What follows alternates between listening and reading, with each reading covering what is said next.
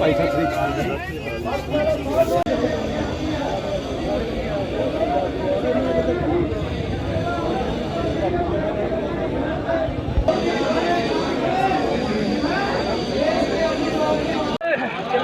यार चले करना हदो सिंह जी लाना है बड़ा यार 2 मिनट रुको चलो जरा 2 मिनट हल्ला वीर जी पिछाड़ जो वीर जी कहां है बड़ा यार सम्मान दिता मैं देखो सब तो पहला श्री दरबार साहिब जी दे विच मत्था टेक के श्री गुरु ग्रंथ साहिब जी दे आगे नतमस्तक होके मैं इत्थे आया। मैनू बहुत चंगा महसूस होया, अच्छा लग्या कि जो मैं किया मैं नहीं कह सकता हाँ कि हाँ मैं क्लेम नहीं करता हाँ कि मैं कोई कुर्बानी की थी नौकरी छड़ के, लेकिन मेरी नौकरी गई श्री गुरु ग्रंथ साहिब जी की सेवा करते हुए। मैनू इस चीज़ का बहुत मान है कि श्री गुरु ग्रंथ साहिब जी की सेवा करते हुए अपनी नौकरी छड़ दी, अपनी नौकरी गंवा दी। मैनू कोई अफसोस नहीं है, मैनू बहुत मान है इस गल का कि श्री गुरु ग्रंथ साहिब जी की सेवा करते हुए मेरी नौकरी चली गई। ये तो सिर्फ नौकरी है। जदों मैं इन्वेस्टिगेशन शुरू किया सी मैनू ये भी पता सी कि मेरी नौकरी भी जा सकती है, मेरी जान भी जा सकती है, क्योंकि तुहानू पता है कि दोषी जड़े ने मैं उन्होंने ना ही नहीं लेंदा। असल दोषी जड़े ने वो बहुत ही इन्फ्लुएंशियल, बहुत ही पावरफुल, बहुत ही पैसे वाले ने, वो सब कुछ खरीद सकते हैं। उन्होंने इस मुल्क के संविधान की भी हत्या करा दी है, मर्डर कराया है मुल्क दे। उन्होंने जो लोग देखो गुरु ग्रंथ साहिब जी की बेअद भी करवा सकते हैं, वो संविधान की हत्या करवा दी, कोई बहुत बड़ी गल उन्होंने वास्ते नहीं है। लेकिन मैनू उम्मीद सीगी कि जो संविधान के रखवाले सीगे वो जरूर इंसाफ करेंगे, लेकिन इंसाफ मिलिया नहीं। मैनू ये भी आज इत्थे कहते हुए कोई भी मैनू हेजिटेशन नहीं है, हैरानी नहीं है। देखो इस केस दे विच देखो तुसी जो कानून है ना साडा, ये जड़ा कानून है कॉलोनियल लॉ है, कॉलोनियल लॉ अंग्रेजी कानून जिन्होंने असी कहते हैं। अंग्रेजी कानून के तहत इस केस दे विच इंसाफ नहीं होना है,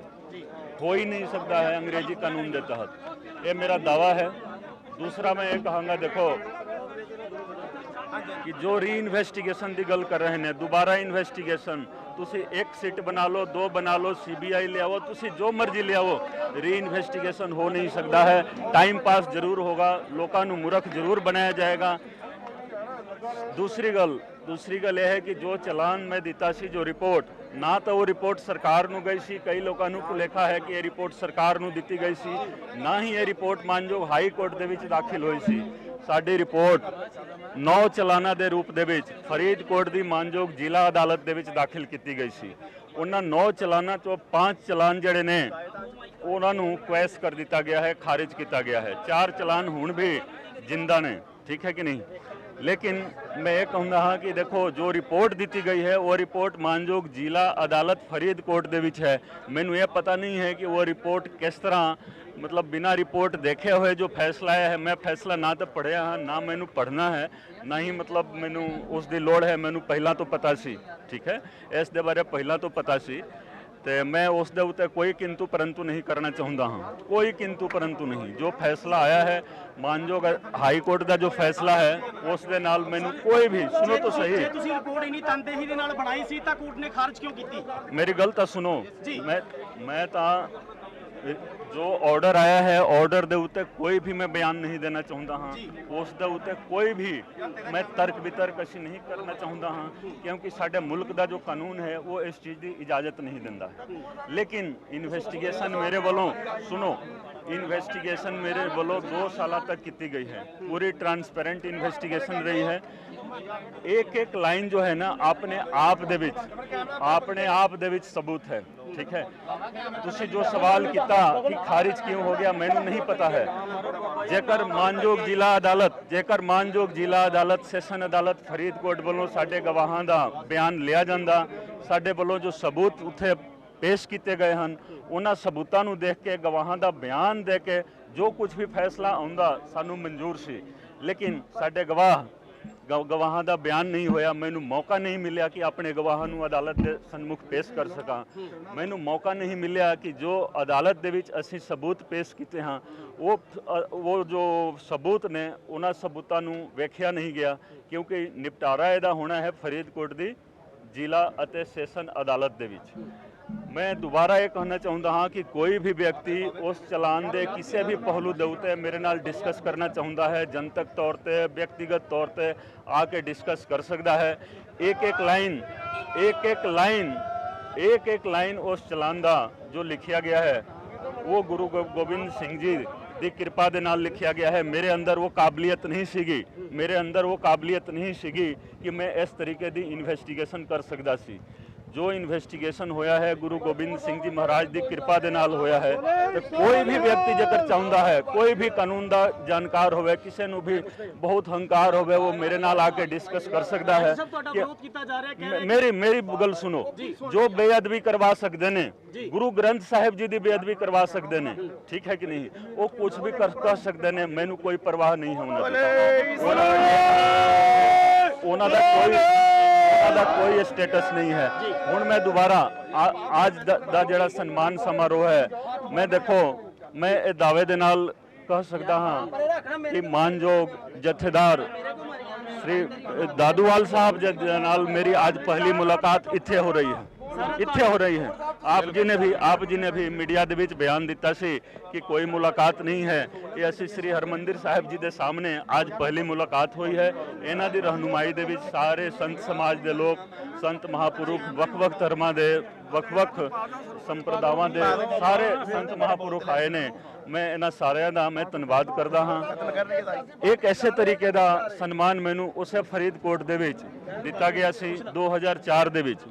जो गुरुद्वारा साहिब है सालाना समागम हुंदा है हर साल एक सन्मान समारोह उत्थे होया सी तुसी देखोगे बहुत वड्डा योगदान रहा उस सन्मान दा कि मैं इस केस नूं क्योंकि जदों मैं फैसला लिया कि वड्डियां दे उत्ते हाथ पा ही देना है तो वो सन्मान मैनू उसे फरीदकोट का बार फरीदकोट दे विच बैठे हुए मैनू याद आ रहा है कि ऐसे फरीदकोट दे विच मैनू सन्मान मिलिया है वो ऑनेस्टी का सन्मान सी मैं कहा कि चलो जी चक दो काम जेकर तुसी नहीं करोगे कोई होर नहीं कर सकता है हुण सुनो मेरी गल सुनो आज जो सन्मान इत्थे मिलिया होया है मैनू नहीं पता है कि जो उस 2004 वाला सन्मान इत्थे तक लेके आया तो ये सन्मान मेरे हत्थे की करवाएगा मैनू पता नहीं है लेकिन जो सन्मान हुंदा है देखो एक सन्मान देने वाले का हाथ साफ होना चाहिए है तो लेने वाले का किरदार भी होना चाहिए है ठीक है तो इस करके कईयां ने किंतु परंतु भी की मैं कहा कि नहीं मैं जावांगा क्योंकि सन्मान देने वाले का हाथ जेकर साफ है ना तो सन्मान लेन दे विच ते मेरा किरदार साफ है मैं श्री हरमंदिर साहिब जी के सामने श्री गुरु ग्रंथ साहिब जी नूं हाजिर नाजिर जान के ये वादा करदा हाँ कि जो सन्मान मैनू मिल रहा है ते मैं अपने इस किरदार नूं होर आगे तक ले जावांगा समाज की सेवा करांगा ये जो इंसाफ की लड़ाई है देखो आज तो शुरू हो रही है ये ना समझो कि मैं नौकरी छड़ दी मतलब काम बहुत लोग खुश हो रहे हैं कि मैं नौकरी छड़ दी ये गुरु महाराज का हुक्म आया कि हुण ये नौकरी तुसी छड्डो नौकरी दे विच रह के तुसी कमज़ोर हो गए हो तो एक कमज़ोरी तुसी छड्ड दो मैं इस IPS की नौकरी नूं छोटा नहीं समझदा हाँ तो नहीं मैं कोई जज्बात दे विच आके छड्डिया एक जंग की शुरुआत वास्ते उपरों मैनू आदेश आया गुरु महाराज का आदेश आया मैं ये नौकरी छड्ड दी 22 साल की इस नौकरी के दौरान में सिर्फ संघर्ष किया सिर्फ स्ट्रगल किया जी तो उस स्ट्रगल के नाल जो कुछ भी मैनू प्राप्त होया बहुत बड़ा स्ट्रगल करांगे पंजाब नूं बहुत ही प्रोग्रेसिव पंजाब बनावांगे जो तुसी जो देख रहे हो ना जब वेखदे आए हो ये नशिया तस्करां वालियां दा जो मान लो एक मीडिया किसी दे कोल है एक होर अंबानिया दा मीडिया है जो इन्होंने गोद लिया होया है इनू मैं वादा करदा हाँ कि इसका नाम रहेगा पंजाब टेलीविजन नेटवर्क ये सरकारी टेलीविजन नेटवर्क होगा जी सरकारी टेलीविजन ये जिन्ना चिर बोल रहे हैं इन्हों बोल लें दो जो कुछ भी बोल रहे हैं ਇਹ ਦੋਸ਼ ਲਗਾ ਰਹੇ ਨੇ ਉਹਨਾਂ ਨੂੰ ਲਗਾ ਲੈਣ ਦਿਓ, ਲੇਕਿਨ ਇਹ ਸਾਰੇ ਟੈਲੀਵਿਜ਼ਨ ਸਰਕਾਰੀ ਟੈਲੀਵਿਜ਼ਨ ਜਨਤਾ ਦੇ ਨੈਟਵਰਕ ਬਣ ਜਾਣਗੇ, ਇਹਨਾਂ ਨੂੰ 2 4 6 8 ਮਹੀਨਾ ਹੋਰ ਕਰ ਲੈਣ ਦਿਓ, ਠੀਕ ਹੈ ਕਿ ਨਹੀਂ। ਸਾਰੇ ਤੁਹਾਡੇ ਸਵਾਲਾਂ ਦਾ ਜਵਾਬ ਹੌਲੀ ਹੌਲੀ ਦੇਖੋ। ਸਿਆਸੀ ਹੋਏਗੀ ਜਾਂ ਮੇਰੀ ਗੱਲ ਸੁਣੋ, जंग की शुरुआत हो रही है, मैनू क्यों पूछ रहे हो? जो हुक्म आएगा ना ऊपरों जिसने आदेश, मेरी गल सुनो, मैनू नहीं पता है, मेरी गल सुनो। तुसी नशा दे तस्दे हो, थोक व्यापारी ने नशिया दे पंजाब दे विच 6वां दरिया बहा दिता, तुसी ਉਹਨਾਂ ਦੀ ਗੱਲ ਕਰ ਰਹੇ ਹੋ। नहीं मेरी गल सुनो ना, तुसी ਉਹਨਾਂ ਦੀ ਗੱਲ कर रहे हो। मेरी गल तो सुनो, जिन्हों ने नशिया का दरिया बहाया है पंजाब दे विच, नौजवानी बर्बाद की है, जिन्हों का टेलीविजन नैटवर्क चलता है, तुसी ਉਹਨਾਂ ਦੀ जुबानी तुसी बोल रहे हो, ਉਹਨਾਂ ਦੀ गल कर रहे हो। मैं तो बार बार यही कर रहे हैं कि ये नेटवर्क ही खत्म हो जाना है, सरकारी नेटवर्क बन जाएगा, जनता का नेटवर्क बन जाएगा, जनता की आवाज़ सब तो ऊपर रहेगी, क्योंकि जनता की आवाज़ दे विच परमात्मा की आवाज़ होंदी है, तो परमात्मा की आवाज़ ही ऊपर रहेगी। जो मैनू ऊपर आदेश आएगा परमात्मा वालों, मैं वही कहूँगा। आज की तारीख के विच मैं इस तो अलावा होर कुछ नहीं कर सकता। इंसाफ मिलेगा जी, इंसाफ मिलेगा। इंसाफ वास्ते जंग देखो, मैं बार बार यही कहना चाहता हाँ कि मैं जो नौकरी तो इस्तीफा दिता तो कोई थक हार के नहीं दिता, एक इंसाफ वास्ते जंग की शुरुआत करने वास्ते मैं इस्तीफा दिता सी। इंसाफ मिलेगा, तुसी देख लेना, इंसाफ मिलेगा।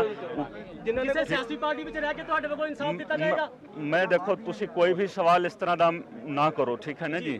इस तरह का मैं बार बार यही कह रहा है कि जो मैनू ऊपर आदेश आएगा, मालिक परमेश्वर सब तो बड़ा है, जो वो मैनू आदेश करेगा समाज की भलाई वास्ते, ठीक है ना, इंसाफ वास्ते, एक नवा पंजाब बनूगा जी, एक नवा पंजाब। तुसी देखोगे जो आज तो 100 साल 150 साल पहला जो पंजाब सीगा ना,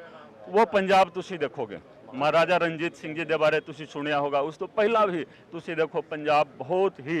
मतलब उन्नत पंजाब सीगा, बहुत ही वधिया तुसी सोच सकते सी, ठीक है कि नहीं। ते जो उस तरह का पंजाब बनूगा वो सारे असीं मिल के करांगे, ठीक है ना।